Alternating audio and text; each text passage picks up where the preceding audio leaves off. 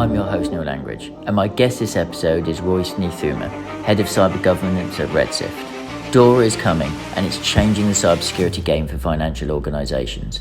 This new piece of legislation provides a comprehensive rulebook on what organisations need to do to become digitally resilient, and it could have a huge impact on compliance requirements. But what does it actually involve? There's a question around kind of cyber resilience and kind of securing our digital estate. Where's the starting point? Can we ever be fully secure? Is that kind of 100% the goal that we should be aiming for? Okay, so this is a great question. So I've got good news and bad news. The bad news is no, we can't ever be 100% secure. And I think that we're mature enough to understand the commercial reality of that. So, however, we can be resilient. I think we have to acknowledge that there is a shift in how we're talking about it. We used to talk about cybersecurity, but I think that was too high a bar. And the reason is because I've recently wrote an article in PC Pro, and I said that security is illusory.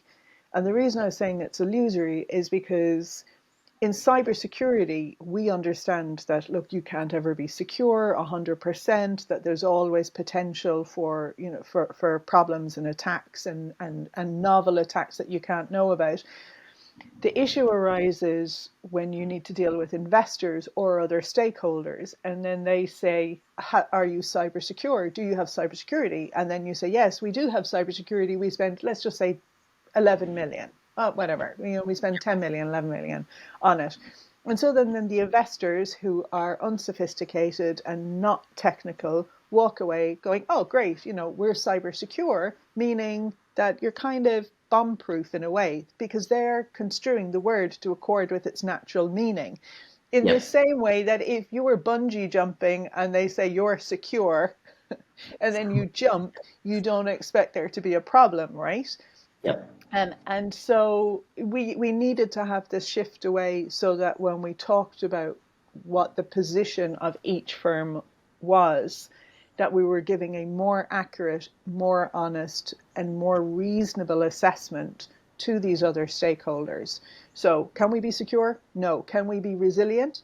Yeah, we can, to a reasonable degree. And that's all that the courts or the regulators or anyone who might have skin in the game really is concerned with. Yeah, I suppose it's having that focus, therefore, on doing the right thing rather than an absolute state. I suppose cybersecurity infers nothing can ever go wrong. There's only because one breach, one incident, and then the whole house comes tumbling down. Whereas I suppose resilient puts that emphasis on rather than ensuring an absolute state where there is no imperfections, which is probably going to be completely unachievable. It's about focusing on always continually doing the right thing and improvement, which I think is it's important to have realistic objectives in terms of, from a cybersecurity and IT perspective. Yeah, so 100%. So it's interesting because we understand this in the real world, right? So it's coming up to summertime and lots of people are going to do road trips. They have no expectation that they're going to die. But the reality is that you could have a big 18-wheeler truck have a blowout and take you out. Things happen that are beyond our control, that are not reasonable for us to foresee. It doesn't mean that we don't do road trips over the summer. It doesn't mean that we don't do these things. We have to do these things, but we have to measure and then manage the things that are inside of our control. So you're taking a road trip. No, it's your car. You do everything that you can. So your tires have got enough tread. It's roadworthy. You've got enough sleep.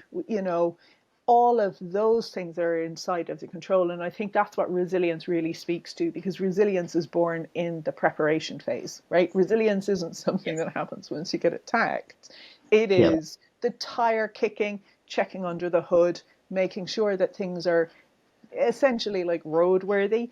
By the way, I'm going to do this right throughout our chat, Neil. I'm going to mix metaphors. We're going to be, So, yeah. No, So I think is it important for us to kind of define the terms in a way in terms of what resilience kind of means, because I think that's that challenge when you kind of start getting into legislation.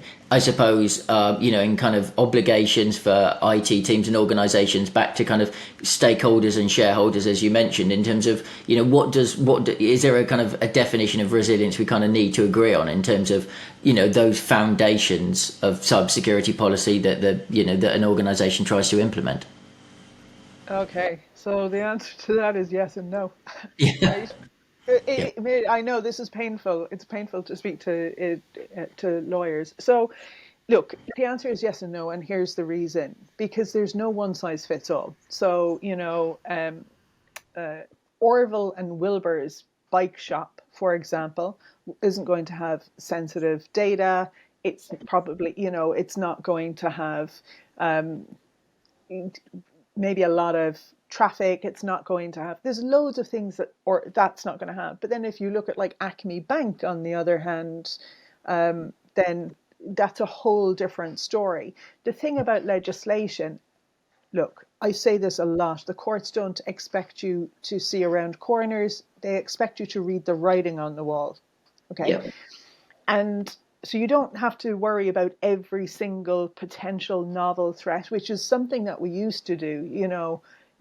Both of us are old enough to remember when every conference was filled with the outliers and black Yeah. swans, and there was a lot of fear, uncertainty, and doubt in it. Well, there's no uncertainty and there's no doubt. You have to do the basics, right? So you Yeah. have to do your belts and braces. You have to if it's easily foreseeable, then you have to do it. And this is where the legislation looks to. So they're always looking to, well, what's reasonably foreseeable, what's proportionate for the scale of your business. There's no regulator is going to look at your revenue and say, oh yeah, you should have invested all of your profits in making yourself secure. Businesses are, after all, commercial ventures, and it has to be proportionate. And so in that way, I can't give everyone a straight answer and say yes, well, you absolutely, but for sure you must be doing the basics. There's going to be nowhere for businesses to be able to move themselves, to defend themselves, if they're caught, if they're in a position where they have failed to address the known significant threats. Yeah, and I think, to be fair, I think a lot of kind of consumers and the general kind of awareness of cybersecurity now means that I think most people understand when organisations have tried to do the right thing. When they've kind of been reasonable, or when they've obviously been negligent. If they've done things that kind of or missed gaps, or not done some of those basics, they've not followed best practice. I think most people have a good understanding now. So I think it's probably fairly reasonable. Organizations know what they need to do, that relates to their type of organization, the type of data that they've got. I think there's a good understanding now that organizations can't be perfect. But they need to be doing the right thing, and they need to be seen to be doing the right thing and communicating about that, which is one of those areas that I think a lot of organizations do fall down, of when things go wrong, the communication isn't always great. So this is interesting, because this now brings us into the Solar Winds class action case, right? Yeah. So Yes. that the Solar Winds class action case is really instructive, because it wasn't because they were attacked, or it wasn't because of the vulnerability. It was because of communication, and when they Yeah. communicated, they lied, right? Yeah. So they were dishonest. So the CEO and the CFO attested that, and signed off a form 10K, I think it was, to the markets, but failed to reveal circumstances that were material. And that shows us as well that the stakeholders and investors in particular are becoming a lot more sophisticated when they're unpicking all of these things. I look back at, remember the Sony attack in 2014. I think they got away lightly, given the entire set of circumstances, because they were able to talk about the sophisticated actor. So, you know, it was attributed to North Korea, and it was like, oh, it was sophisticated actor, blah, blah, blah. But the reality is it wasn't a sophisticated act, No, no. right? And so now that's what investors are going, yeah, I don't care who did it. How did they do it? And Yeah. if a 10-year-old could do it by looking at a 1 minute, 18 seconds, you know, YouTube Yeah. tutorial, you're in real hot water. And so that's the shift. That, you know, things have changed so much, even in the last 5 years. It's been extraordinary. It was like, you know, it was quite laggy, if if I may, you know, it was quite laggy and slow. But now the evolution is sort of hockey stick. The level of sophistication amongst other market participants is driving real change, I think. Yeah, and I think we've started seeing the case. I think is it the Uber one over in the US as well, with regard to the personal responsibility. And again, that comes back down to the fact of not that something went wrong, but it was somebody's reaction to something going wrong, and that level of accountability, transparency, and you know, kind of how you deal with things that go wrong, rather than stopping things going wrong in the first place. Yeah, so I mean, every sort of corporate scandal that that you look at, it's, you know, we say it's people, processes, and tools, right? But Yeah, if you don't have the people, so if you don't have the culture and the leadership, then you're never going to have the processes, and you can just forget about your tools, right? So, yeah, like, just to give you an example, you know, remember that submarine that just like a couple of weeks ago imploded? It's never about the widget. The guy was told time and time and time again, you've got a problem. He did nothing, right? He did yeah, nothing. I mean, sending people down in the equivalent of a bathtub isn't the greatest idea, but yeah, like not fixing things when you have marine engineers saying, yeah, this is a significant problem. That's number one. You look at the Boeing 737, you know, the 737 Max. You had oh, the accident in Malaysia and the other one in Africa, I think it was. And that was basically that happened because of a bug in a line of code. And the bug in the line of code had to do with their with it was called the MCAS system, and it had to it I think it drove the nose down when it should have been going up, and then the pilots didn't know about it. But what's crucial is that people in the business knew about it, and they did nothing, right? yeah. And not only did they do nothing, they didn't even tell the pilots how to correct for it.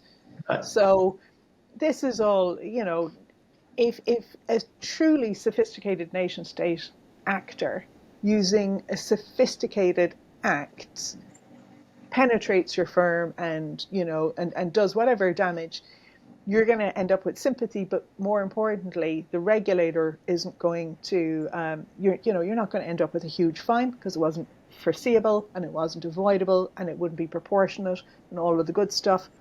Conversely, if it's a known significant threat that was reasonably foreseeable and avoidable and proportionate for you, then that's where the troubles lie. Yeah, it's interesting kind of touching on the airline piece, because I think that's a kind of a conversation that I've seen kind of coming up more, and something that I've touched on in quite a few of these podcasts around kind of transparency from a cybersecurity perspective. I think both within an organization, you know, kind of, you know, I find it surprising more organizations don't do more cybersecurity awareness training, but it's not about just like, this is how not to click on a spam email, and this is how to forward a phishing email to your IT team, but about encouraging people to share, to talk, you know, if they think there's something that might be wrong with something, to talk to their colleagues about it, to reduce the shame and embarrassment, but also just generally as an industry. Because one thing that you know, the airline industry, I think, does lead the way in, is on transparency. When something goes wrong, there's a huge amount of investigation. There is a regulator in place. Everybody in the industry learns what happens.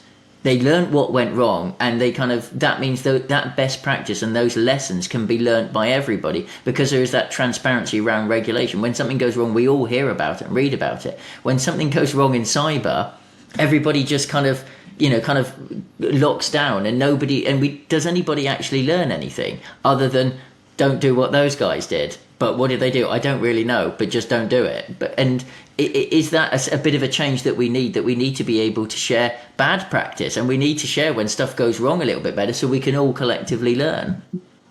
So so this is great, and there's a lot we can learn from the aviation sector.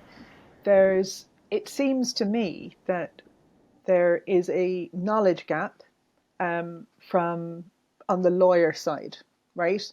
Yeah, So there's an attack, and then what happens is that's when the lawyers become involved in it, and then because you have that knowledge gap and skills deficit, maybe we're not handling things quite as well as we could. But then if we look to, the United States, the Securities and Exchange Commission is now saying if you have an incident, you need to report it. I think it's within 48 hours.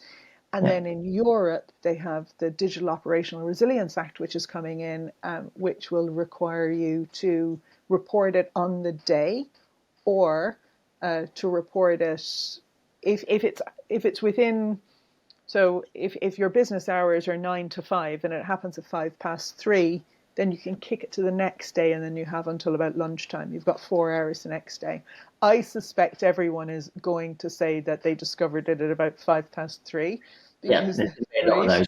Yeah, yeah, Yeah, well, we weren't sure about it. We were absolutely so that they had an incident, and then so that's the primary reporting time. But that also helps us to collate all of that information and use that in a meaningful way, yeah, because lawyers are risk managers essentially, right? So something happens, there's no requirement to disclose it, and then they think, well, reputational damage, and most of them will be able to rattle off because of the literature in the area, and say, well, reputational damage is 7% on the initial news shock, further amplified 15 to 20% on the additional news flows, although in the real world it's a lot worse than that. But that's the most sort of up-to-date literature will say that about reputational risk. So they're going to weigh it up and go, well, we are under no obligation to disclose, and if we do disclose, we could see a dip in the share price. So why don't we just all keep this to ourselves, right?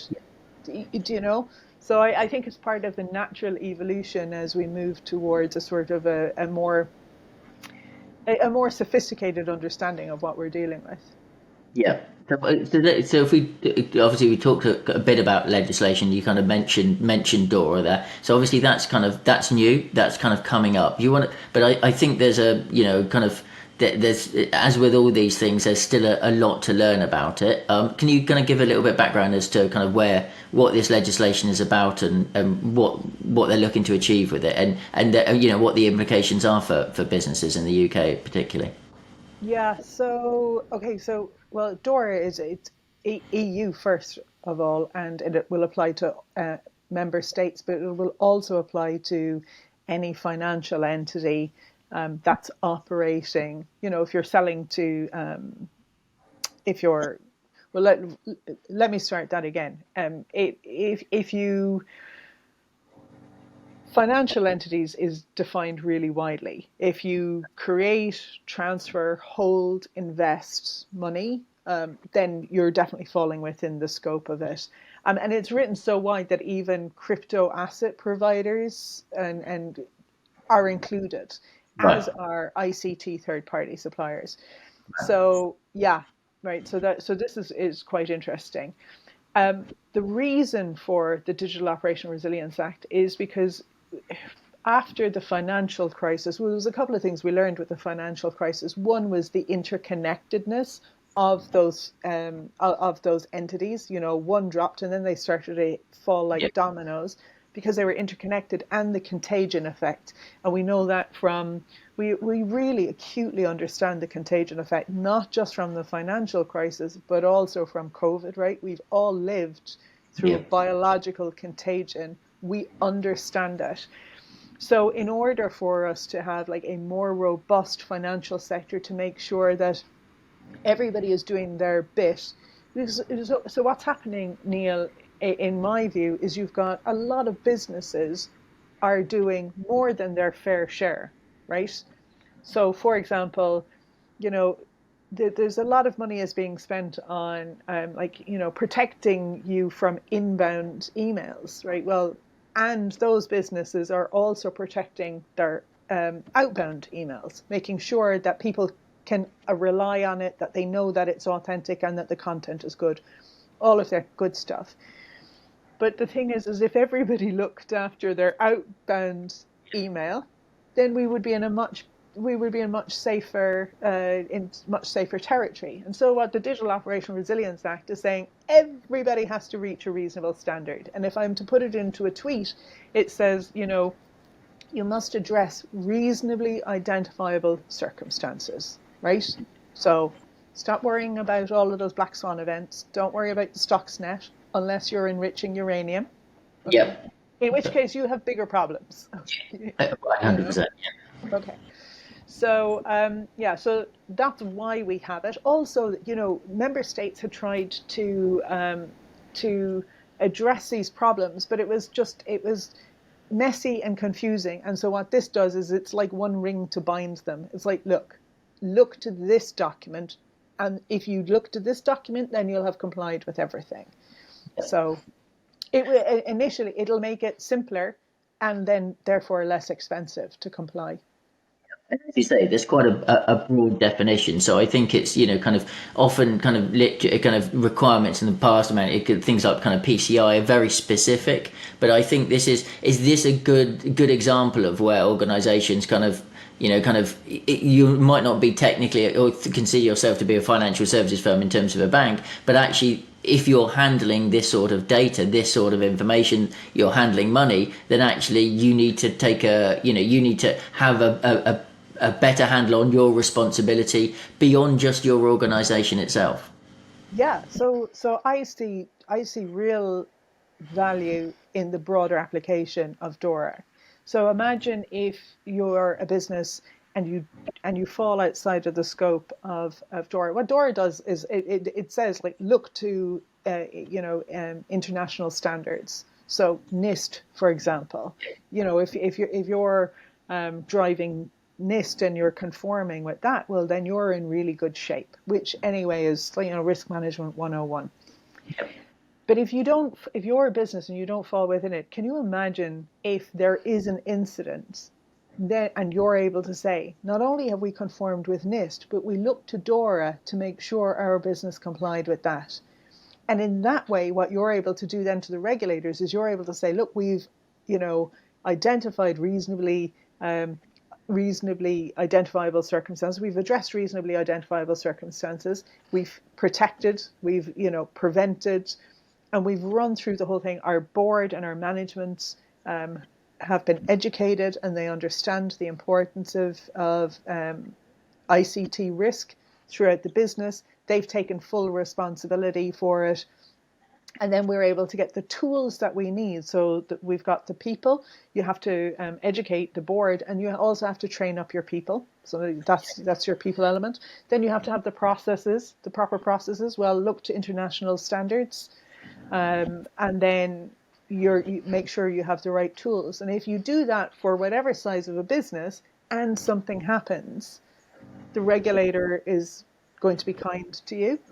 Your investors won't have, they won't have a claim in terms of class action, because Yeah. this is another issue for businesses that are operating in and around Europe, is that the Collective Redress Directive came in June.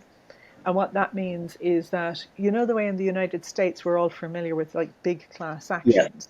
All right. And we think, oh, Europeans, we're so reasonable, we don't do class actions. Well, it's really because we didn't have the mechanism, right? And so now what happens is, imagine British Airways have a data breach, but it hurts people in Europe. Yeah. There is now a mechanism for them to operate as a class to make it more efficient, more effective, and less expensive to pursue those big entities. And then you have to think, well, that's like if it's a data breach, it's GDPR, you have the right to private enforcement, and now you have a mechanism to take this class action. This is going to be painful for a lot of firms, and it's like, well, rather than wait for the pain to occur, why not start to lock down the obvious today? And potentially that could impact things like cyber insurance as well, which we've seen is a very complex market. I mean, we've been having lots of conversations with people, and there was a rise, and now some people are now beginning to pull out the market in terms of insurers. There's a lot of complexities when people can claim, not claim. Stories of organisations not worrying so much about cyber security because, hey, they've got insurance, which I think we can agree is probably not a responsible policy. But all of these things could help contribute towards having more effective cyber resilience in place. So if you do need to claim, the cyber insurance organisation is going to look a little bit more fondly upon your request if you're seen to be doing all those right things again. Yeah, so the insurance sector is actually look, I don't cry myself to sleep if the insurance sector is losing money. No.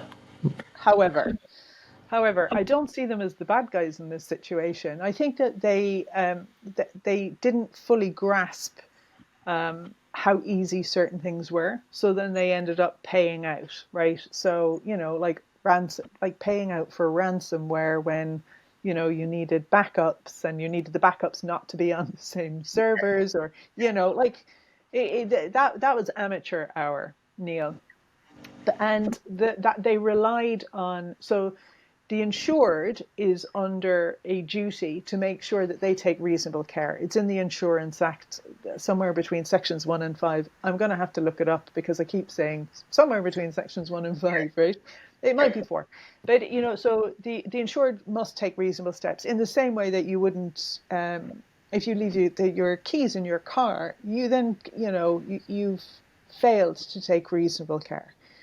So when they haven't paid out, especially now because they've been hemorrhaging cash for a long time on things that were reasonably foreseeable and avoidable, it's no wonder that they don't have the appetite to do that anymore.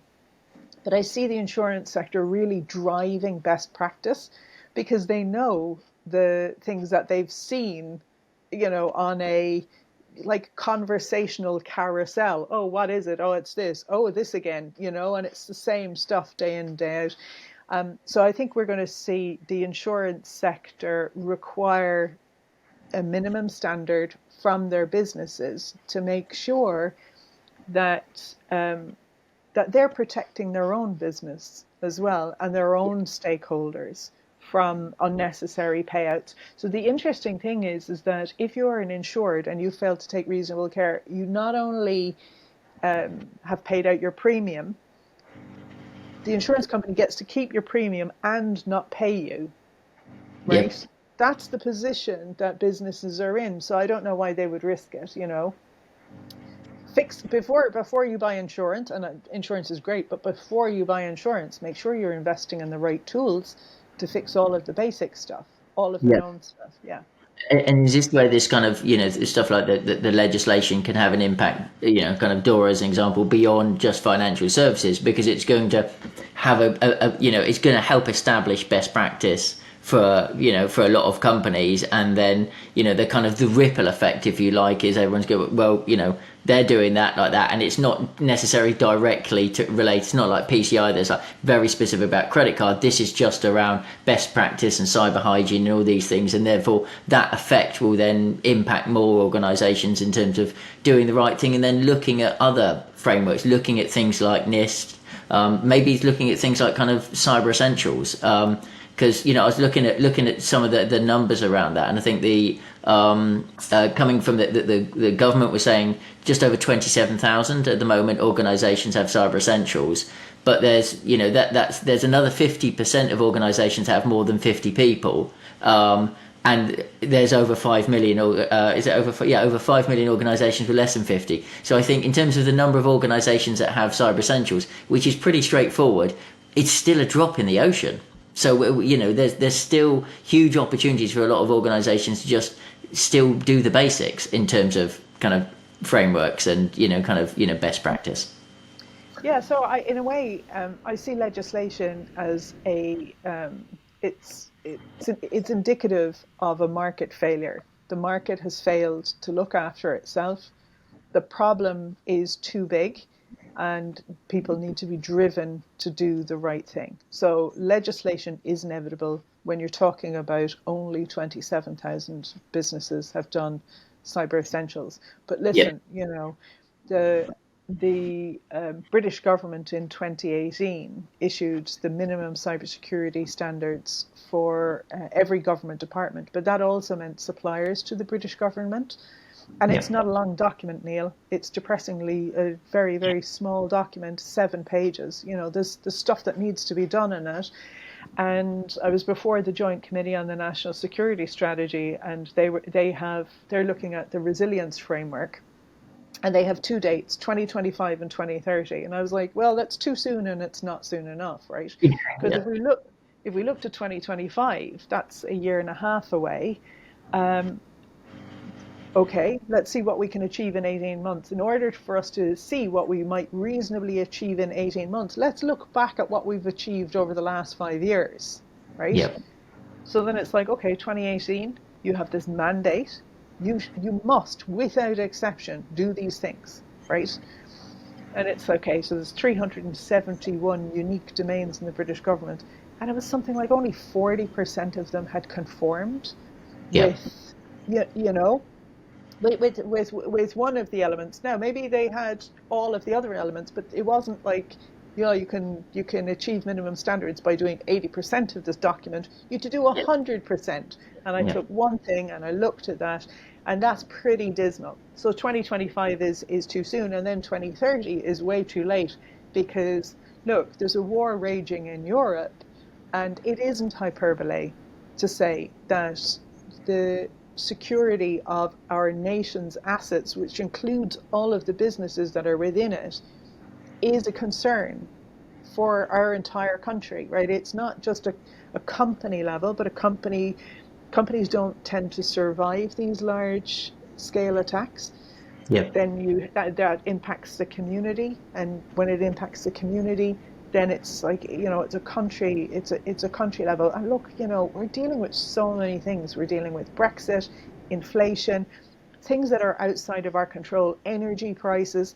Businesses have a lot to worry about, and really, like, locking down those, you know, the basics, the minimum standards is just, I mean, it's just risk management 101. If you're to ask me what people should do do those, you know. Yeah. And I suppose it's therefore important when we're kind of when the government is and different authorities are coming up with the legislation and the requirements is making sure that they are achievable and they are proportional. There's been discussion around things like on ransomware. Should ransomware payments kind of be illegal and things like that, and that's starting to get into areas where it is complicated, and then organisations have got to have a clear path in terms of what they can do and making it achievable. And would that be something where that goes too far, and organisations go, well, that's just not always going to be realistic? See, so can I'm going to be really controversial because I'm very firm on what I think on this. But before I do that, shall I just shall I just tell you what I think?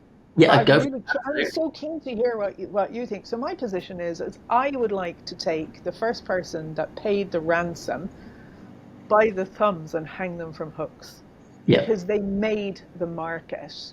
yeah, They and then every business that followed that did it, it was like, you know, fundamental principle of criminology is that crime follows opportunity, and the bad guys went, yippee, we can do this, right? And then it was like one set of bad guys, they were all at it. And then you have like bots, and now you've got chat gpt, which is, you know, which is just going to get the people, businesses need to get on top of this. And I don't see, I've never heard a legal, moral, or ethical argument that has sustained the position that we should be paying these guys. Look, I grew up in Ireland, and the policy was you never pay ransom, because it just then becomes this vicious cycle, right? And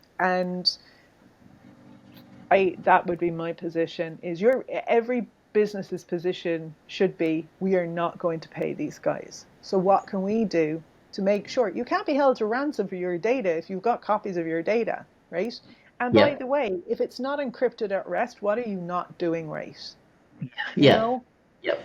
So get your house in order, stop making yourself the low hanging fruit, and don't pay the bad guys. That's my simple message for today. No, I think that's fair. I suppose that the challenge is organisations. It's about making sure that we're kind of if that sort of a policy came in, on how can we provide the support at the same time to make sure, even if it's just kind of like best practice and support and having the right services in place to make sure that people have offsite encrypted and secured backups that don't get hit, that they can kind of bounce back again and get up and running. Because especially if it's a small commercial organization, that's bad, but it can happen. But if it's a hospital, I suppose that's where the Hospitals, challenge no, comes in. but They need to. sorry to sorry to speak over you, but Neil, this is hospitals should be doing it right. Absolutely, yeah. That's You you. know, you You're have a problem with your people. yeah, Yeah, like so the HSE ransomware attack in Ireland is a case in point. yeah, The Just to give you some idea of how foreseeable it was, Interpol had warned every medical clinic, hospital, surgery throughout Europe in a document aimed at the healthcare sector that the biggest problem was that they were facing ransomware. It was a significant problem for them. They told them what the solution was, and they told them who the bad actors were that were likely to do it. And these guys knew 12 months in advance, and they won't put in the tools that are necessary to combat it. And it's cost the country. It didn't cost the hospital. It cost the taxpayer in Ireland like something in the region of 80 million. Okay, my background is in corporate governance. And when I see that, I think there's a thing called tunneling or right, rent extraction. And what I would like to do is I would like to know who in the hospital is the ultimate decision maker, and if and to what extent they are connected with the suppliers who are now fixing the problem. yeah, Because 80 million of taxpayers' money is a whole lot of money that needs to be defended and justified. Why is it that they couldn't get the money to fix a problem that they were told about in good time, which would have cost them a fraction of that yeah, 80 million? yeah, Unacceptable. And here's another thing as well. People, look, we need to have more transparency, but that doesn't mean that we don't point the finger. If you have the circumstances to pursue criminal or civil action, for failures to take reasonable care, then I think that should be on the table. That should be yeah, on the table. In Finland, you had a former CEO of a therapy, a clinic, get a 3-month prison sentence, albeit suspended, for egregious failures. So there was a data breach. A clinic had patients. The patient's privacy was breached in a really horrific way. So these were people who had sought counselling, and the recordings were released along with their names of yeah, the most intimate and private nature. It was disgraceful. It is more disgraceful that it was allowed to happen. And we need to start holding people to account. If they are responsible, then they must be held to account. And I'd like to see more of that happening, because then you would see, as well as insurance and legislation and shareholders driving businesses to do the minimum, and to make sure that they have like a robust cybersecurity posture, holding people to account and either sending them to prison or fining them individually. So just really quickly, because I know we're running out of time, but I could talk to you all day. Um, so there was a TSB CIO ended up with a yeah, fine, right? yes, More of that. More of yeah. that. I suppose because when people think about legislation, they do primarily think of like the framework and the rules, if you like. But actually, that should be one third of it in a way. The other third should be that transparency. And and as mentioned, I'm big on that sharing what went wrong so other organisations can learn. And then the third one being accountability, for and for shareholders in a way as well, and stakeholders, because ultimately so often so much of the conversation in terms of what is going to drive change of all the things that we've discussed, as so often in business, it's going to be the money. And if the shareholders have an element of, if they're responsible for electing things like board members, if they're responsible then for things that go wrong, they're going to push to make sure and demand that the right things are done in place, and therefore that the executives are accountable and responsible, and then you'll get the loop of people hopefully doing all of the right things. So Neil, it's there's a lack of discipline, right? People know Yeah, what they need to do and then they're not doing it. But there's also another issue of, if they're not doing the minimum, what else are they not doing? So this is what we know about. There was a fantastic. It wasn't really an experiment. In New York, you had the commissioner of NYPD was a guy called Bill Bratton, and he had read this article about broken windows theory. And the broken yeah, windows theory, right? You're familiar yeah, with it, but just for maybe some of the yeah, listeners who yeah, aren't, absolutely, if you have a broken window, the idea is that you fix it, because what you're doing is you're signaling to the bad guys that something is protected. And so what he did was he introduced a system on the New York transit system where they would start to grab people who were hopping over the stiles and not paying their fair share of their subway ride. And what they found was that the people who weren't paying their fare were also carrying guns. And the yeah, people who, and when they stopped the people from jumping over the stiles, they also noticed that muggings on the platform went down. And we've seen this time and time again. When you do the little things, there is a larger impact. And when you see the little things not being done well, that is a significant that signifies rather a sloppy governance attitude, right? There's a lack of discipline, there's a lack of responsibility, there's a lack of accountability, there's a lack of transparency. They're all important measures for people to be able to take stock of where a business is. So for me, I think from the investing side, for investors, I think there's going to more and more look to businesses that are not just in good financial shape, but who have a robust cybersecurity posture. yeah. Yeah, absolutely. So, unfortunately, we are coming up to the time on today's. As you said, I think there's so much more. We'll have to get you back for another future episode, without a doubt. And often, I can see where all the kind of conversation is going. But I think when the normal question asked at the end, in terms of what's, if you're talking to either a channel partner that was looking to provide some advice for their customer, or an end user, an IT professional, in terms of what the first step would be. I think I can probably get an idea of the first sort of things that you should do, but I'll leave it for you to say, in terms of the kind of like the takeaways. What's the first thing that organisations? What's that easy first step? Because rather than like fix it all, this thing, it has to be incremental. This is a journey for all of us as an industry, as well as organisations, kind of by themselves. What are that kind of really important kind of first step, or first steps that organisations should making to move towards a better cyber resilience posture? Okay, so first of all, consider your source, right? So we've got the FBI on the other side of the Atlantic. We've got the National Cybersecurity Center here. Everything that you put in, be really intentional and say, okay, so the National Cybersecurity Center have identified all of these problems. These are the most significant problems. This is what we're going to do.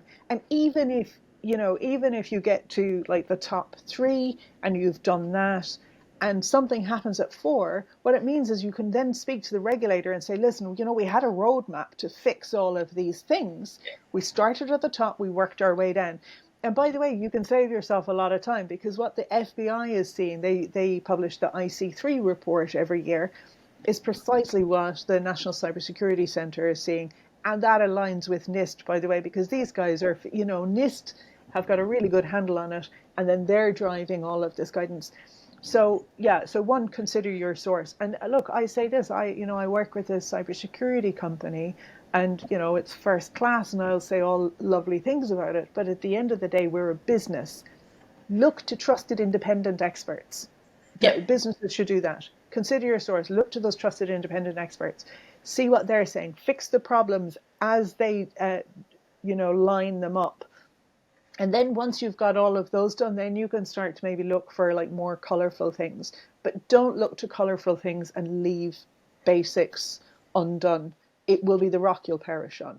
Yep, and there is all that good advice out there. There's a lot of simple stuff that organisations can do. So I think nowadays that there's not so much of that excuse. There is plenty of independent help and guidance available. There's a huge amount of intelligence. It's kind of finding the right stuff that's applicable for you and doing those basics. 100%. Yeah. Smashing. Well, thank you very much. It's been an absolutely brilliant conversation. I've really enjoyed it. So thank you very much, Ruth, for joining us. Neil, it was my pleasure. Thanks for asking. Smashing. Thanks, everybody. Don't forget to look out for the next episode. Make sure you've subscribed to the channel as well. But for now, thanks very much.